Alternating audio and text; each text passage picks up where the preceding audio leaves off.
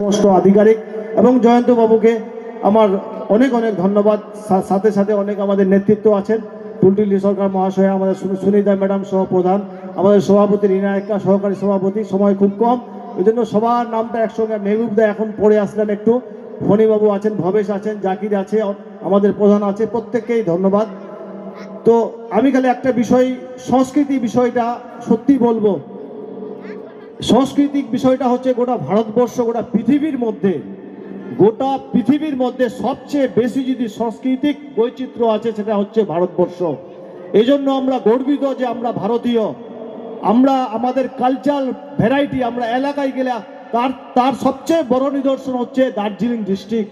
দার্জিলিং ডিস্ট্রিক্টে আমাদের রাজবংশীর যে কালচার আছে, আমাদের আদিবাসী কালচার, আমাদের বেঙ্গলি কালচার, আমাদের পাহাড়ি কালচার, সত্যি সত্যি আমরা এখানে আমরা সংখ্যালঘুদের কালচার আমরা কিন্তু গোটা ভারতবর্ষকে আমরা দার্জিলিং ডিস্ট্রিক্টের মধ্যে খুঁজে পাই। আর সবচেয়ে বেশি আমরা ফাঁসি দেওয়া বলা কিন্তু আরও বেশি।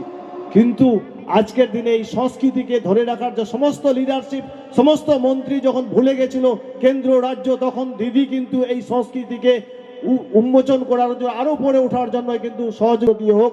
আর এরকম অনুষ্ঠান আয়োজনের মধ্য দিয়ে সত্যি সত্যি আরেকবার আমরা সেই দিদির চরণধুলি আমাদের মাথার উপরে আরেকবার ধন্যবাদ দিচ্ছি। আর একটা কথা খালি আপনাদের রিকোয়েস্ট করব যে আমাদের এই মহামিলনকে ভারতবর্ষের আমাদের এটাকে শেষ করার জন্য কিন্তু সম্পূর্ণরূপে পরিকল্পিতভাবে ট্রেনিং দেওয়া হচ্ছে আমাদের মধ্যে এই কালচারটাকে কি করে, এই মিলনটাকে কি করে ভেঙে দেওয়া যায়। হিন্দু, মুসলিম, বৌদ্ধ, খ্রিস্টান, রাজবংশী, নেপালি, আদিবাসী, মুসলিম, এইটাকে শেষ করার জন্য কিন্তু চক্রান্ত চলছে, নিয়মিত স্কুল চলছে। একমাত্র দিদি সেই স্কুলগুলোকে ব্যান করছে আমাদের ভারতবর্ষকে রক্ষা করার জন্য।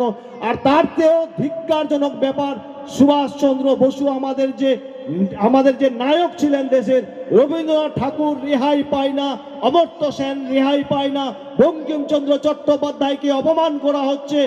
আমাদের সংবিধানকে যে রচনা করেছিল ডক্টর ভীমরাও আম্বেদকর, যার সংবিধান গোটা পৃথিবীর মধ্যে প্রসিদ্ধ, সবচেয়ে বড় সংবিধান, আজকে উজ্জ্বল আমরা দৃষ্টান্ত উদাহরণ আমরা খাড়া করতে পেরেছি আমাদের ভারতবর্ষকে যে নায়কদের জন্য, সেই নায়কদের বিরুদ্ধে আজকে বিভিন্ন রকম সোশ্যাল মিডিয়ায় কথাবার্তা হচ্ছে।